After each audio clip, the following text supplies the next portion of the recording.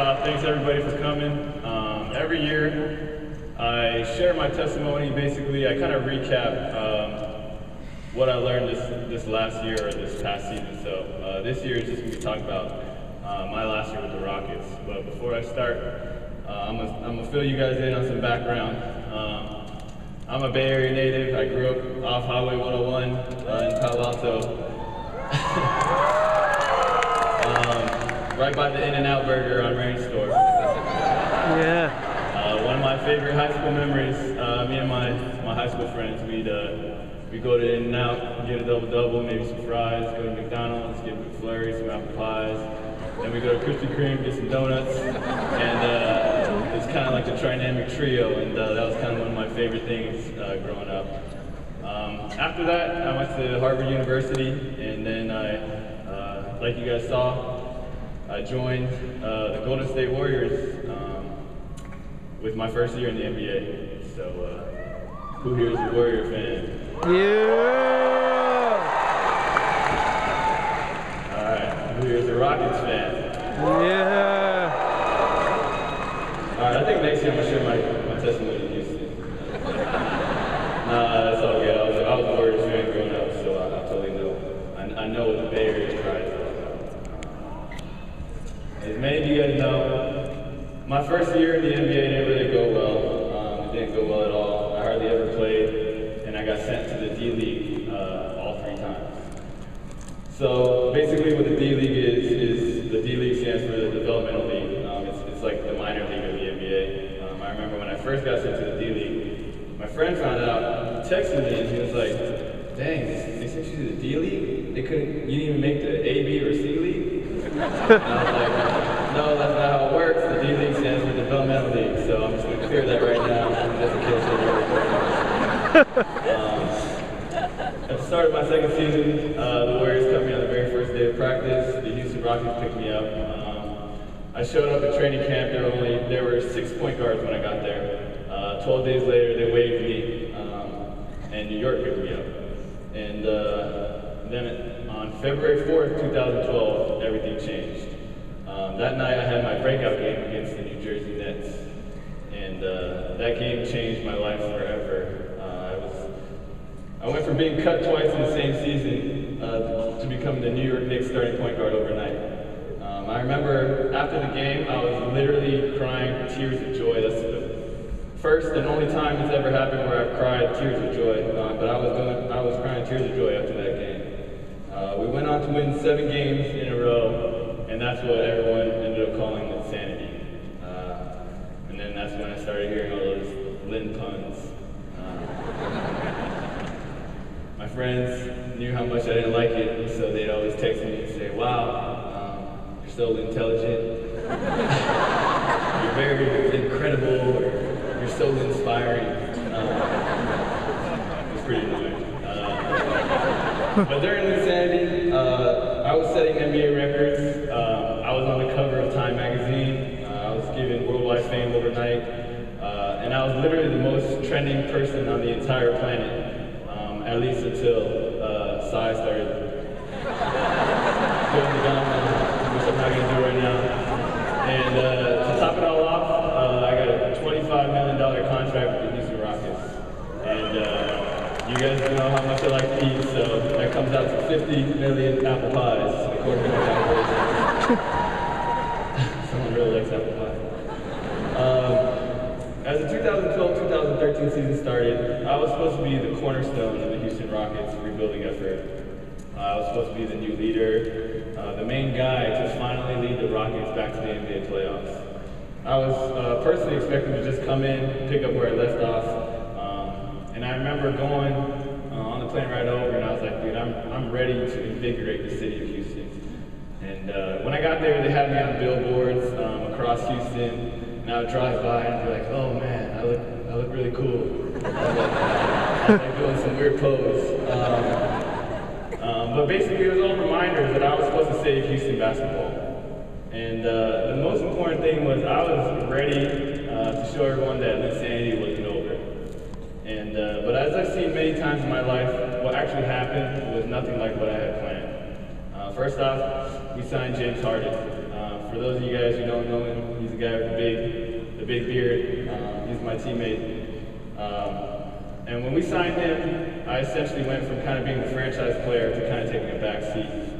And on top of that, I started the season playing terribly. Less than 10 games into the season, I started getting benched, and our backup point guards were playing more minutes than I was. And at this point in the season, my stats were significantly worse than the year before. The coaches were losing faith in me. Basketball fans were making fun of me. Journalists were criticizing me. And I remember I would go on Twitter, and my Twitter feed was filled with all types of hateful words, from overrated, overpaid, a flash in the pan, a bust, a nobody. That obviously didn't make me feel that great, and I became really, really frustrated, and I became really, really anxious. And on December 15th, 2012, I wrote in my diary, I have a diary. That's cool, diaries are random. I had a diary, and I said, I'm tired and weary, and I can't wait for the season to end, and it's just begun. I haven't been able to eat as much or sleep as well recently, just tossing and turning in anxiety. What if I lose my spot as a starter? What if I have to be a backup the rest of the season? What happens if my backups are actually better than me? And at this point, I became so obsessed with being a great basketball player, living up to the expectations, living up to the contract, and just being a starting point guard. I remember I became so obsessed with trying to beat insanity, being this phenomenon that took the NBA and the world by storm. Insanity was supposed to be a breakthrough of some sort, where I went from being stuck on the end of the bench to being able to be freed as an up-and-coming player on the court. And I remember Houston was supposed to be a fresh start for me. It was supposed to be a new beginning, a new journey. And I was supposed to be the go-to guy. But most of all, I was supposed to be joyful and free. But what I experienced was literally the opposite. I had no joy, and I felt no freedom. Because I felt chained to the world's lofty expectations. I felt like I had to carry the weight of the world on my own two shoulders. And that's why as I wrote in my diary, that's why I couldn't really sleep or eat. And I remember I was no fun to be around. I was never smiling. I was never free. And before a game, we were about to play the New Orleans Hornets. I remember in my hotel room, I just kind of broke down in tears because I was so anxious about losing my starting position as a point guard. And at that point, I really had to self-reflect, and I had to ask myself, will I allow myself to listen to what everyone else has to say about me? Will I allow myself to be consumed by my performance on the court, to be consumed by my job? Because every day I was basing my self-worth on how many points I scored or how many games I started. I was basing my self-esteem on my ability to be the player that everyone else expected me to be. But my identity should never have been in basketball in the first place. And this was when God showed me I really needed an identity check. So what did I have to do? First, I had to reprioritize my life. I told myself, I'm no longer going to listen to everyone else's voice. And in fact, I'm not even going to listen to my own voice. I had to get back to listening to God's voice. I had to get back to being who God made me to be. In other words, I had to return to my identity as one of God's children, rather than trying to be insanity, which was an identity created by the world.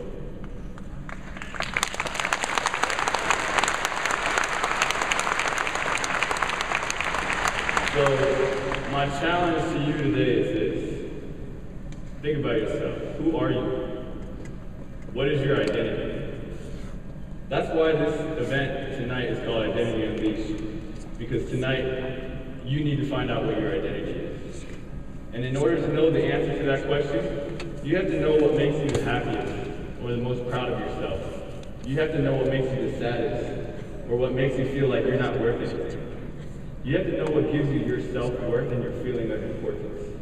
For me, I couldn't find joy or feel important on any given day unless I played like insanity. Unless I played well enough to drown out the voice of all the haters and to hear the praise of all my supporters. Everyone listens to a voice, and you need to know what voice you listen to. Because the voice you listen to the most is where your identity is. And so I want to ask you, whose voice do you hear the loudest in your life? It could be the voice of your peers, the voice of your parents, the voice of your boyfriend or your girlfriend. It could be the voice of your boss. Do you become extremely sensitive to criticism? Or do you become deflated when your boss critiques you or gives you a bad review? It could also be the voice of things that you want. It could be the voice of money, beauty, reputation, power. It could be the voice of your job or your schoolwork. Do you slave away at work or at school, desperate to get that promotion or to get into that one college to be able to validate yourself as a person? Which voice is the loudest in your life? If the voice you listen to the most isn't God's voice, then eventually you'll experience the same emptiness, confusion, and misery that I felt when I listened to the voice of insanity. And so today, I want to quickly address 3 of the strongest voices in society. Number 1, money. Number 2, worldly success. And number 3, human approval. Let's start with money. In 1923, 9 of the world's richest people secretly met at the Edgewater Beach Hotel in Chicago, Illinois. If these 9 people combined their resources, they have more money than the entire U.S. Treasury. One of these 9 was the president of the world's largest gas company, another was a presidential cabinet member, another was the head of the world's largest monopoly, the president of the New York Stock Exchange, so on and so forth. You would think from a surface level that these 9 people's lives are perfect, but this is how the story ends. By 1948, 27 years later after that meeting, 3 of the 9 died bankrupt. 2 were in prison for embezzlement and bribes. 1 went insane and died in an asylum, and 3 committed suicide. I would argue that none of these 9 people found joy because they were consumed by their money. Every single one of these 9 people could have easily taken their money, retired, and lived very, very comfortably. But they wanted more. And when the Great Depression hit, they either felt they needed to use illegal means to regain wealth, or their life was no longer worth living. If their identity wasn't tied to their money, do you think they would resort to stealing or suicide because of an economic depression? My guess is these people put their identity in their money, and they put their self-esteem and their self-worth in their wealth. 1 Timothy 6:10, for the love of money is the root of all kinds of evil. It doesn't say money is the root of all kinds of evil, but the love of money. In other words, to put your identity in money or to be consumed by your money is the root of all kinds of evil. Perhaps you think, if only I had more money, my life would be complete. I'm telling you right now, I have more money than I could have ever imagined. But I can honestly say, not once have I completely felt satisfied because I have X amount of money. And I truly believe there is no amount of money that will give you the joy, importance, or identity that you're looking for. The second voice I want to talk about is worldly success. What does society define as success? If I were to answer that question, I'd say society teaches us when we're in high school, we gotta get the best grades. So we can go to the best college, get the best job. We get that job, we need the best promotion, become the best in our line of work to earn the most money. When we have that money, we use that money to buy the best house, to buy the best cars, to buy the best gadgets. We find the best husband or the best wife, to have the best kids and the best family. And then what? You want more. You want your kids to get the best high school, to get the best grades, to go to the best college, so on and so forth. And we kind of laugh about it, but if we really think about it, it's true. And I want to pretend like we do have all that. Pretend like you have all that. Does your life all of a sudden become perfect, or do you all of a sudden become fulfilled? Sometimes people ask me, what did you learn the most from insanity? And my answer is never how many points I scored, or how awesome it is to be the world center of attention, or how satisfying my new contract is. The one thing I really learned from insanity was how empty fame and worldly success really are. And I learned that even when I had it all, it wasn't enough. Just 5 weeks after my breakout game against the Nets, I'm I'm bringing back up my diary. I wrote in my diary. I'm slowly losing my happiness. I'm too focused on living up to this insanity stuff. During those 2 weeks in New York, I probably had more success and fame than anyone else in the entire world. But I just ended up wanting more. This past season, I wanted more. I wanted more stats, more wins, more fame, more success. I learned the emptiness of worldly success the hard way. Don't make the same mistake I did. Matthew 16:26 says, "What good will it be for a man if he gains the whole world, yet forfeits his soul?" I'm going to read that again. What good will it be for a man if he gains the whole world, yet forfeits his soul? Every day we're so focused on the things of this world, but do you ever stop and think about your soul? The one thing Lucidity taught me is not to put my identity in worldly success, because the desire for success can never, ever be quenched. That's why I had to stop listening to the voice of success and start listening to the voice of God. The third voice I want to talk about is human approval. Bronnie Ware is a woman who worked in palliative care. I don't know if I'm saying that right. When people are diagnosed with a terminal disease, they often leave the hospital and they go back home to spend time with family because they know that their time on earth is coming to an end. Bronnie's job was to alleviate their suffering as much as possible during their final days on earth. So basically, she spent most of her day spending time with the dying. During this time, she had many, many conversations with her patients, and she ended up writing a book called The Top 5 Regrets of the Dying. What do you think the number one most common regret was? The number one regret of the dying was living a life others expected of them. Are any of you here today living a life others expected of you? I was at the start of this past season. I wanted to be in insanity. I wanted to give all my fans a reason to cheer for me. I wanted to give all the haters a reason to stop criticizing me. I was living a life others expected of me, and I was living a life for human approval. Who do you seek your approval from? When you're on your deathbed, and to be totally honest, obviously I don't hope it comes true, but to be totally honest, that could be tonight, that could be any moment for any of us. Will you regret spending your life chasing human approval?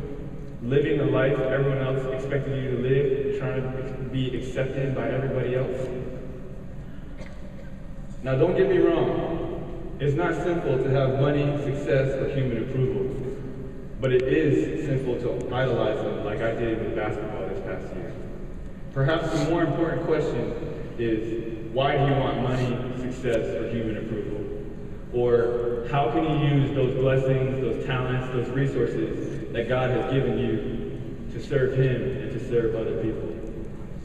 Because if your motivation and your heart is genuinely set on using everything you have for God's glory and not your own, then I'd say your identity is in Christ. I want you guys to think about God's blessings as if they come to us on a conveyor belt. So as we receive God's blessing, we pass them along to others. The Bible tells us to give because God first gave it to us. As we receive God's love, we take that love, we pass it on to others. We love because God first loved us. As we receive money, we pass it on to others. But when we start storing up all these blessings, when we start storing up our money, when we start trying to hold on to every last thing, it creates a logjam on this conveyor belt. And everything starts to pile up. And not only are we not sharing God's blessings with others, but because we have so much stuff piled up, we can no longer see clearly. We can no longer see in front of us because our stuff is in the way. Our vision is clouded by our stuff. Our minds are consumed and our identities are put in our stuff. That's what happened to those 9 people in 1923, and that's what happened to me last season. This upcoming season might go great or it might go terribly. But either's okay, as long as I'm not consumed by basketball or the expectations of the sin. As long as I remember where my true identity is, and that's in Christ. So if you have money, find ways to use it to serve the poor, the underprivileged, the marginalized, the rejects of society, people who the people who everybody else has given up on, or find ways to serve the church. If you have worldly success, use it to glorify God. Use your fame, your work, your talents as a means to worship God and to inspire others to do so as well. That's what Tyler and the worship team did tonight. That's why they're here tonight. If you have human approval, use your friendships, your influence to proclaim the good news of Jesus or to humbly serve other people. That's why Francis Chan is here tonight. And if I could leave you guys with one thing, it would be to honestly evaluate your life, figure out what your purpose here on earth is, and to find out what your identity is. And if it's not in God, I would strongly urge you to, at the very, very least, just find out what it means to put your identity in Him. Just take a small step of faith to get to know more about who God is, to be able to try and build a relationship with Him. Right now, Francis is going to come up, he's going to elaborate on his relationship with God, and he's going to give you an opportunity to find peace with God tonight. I pray that you listen very, very closely to what he says, because at the end of the day, it's the most important decision you'll ever make. And I'll be praying that tonight is the night you find your identity in Jesus and nothing else. Thank you. Thank you.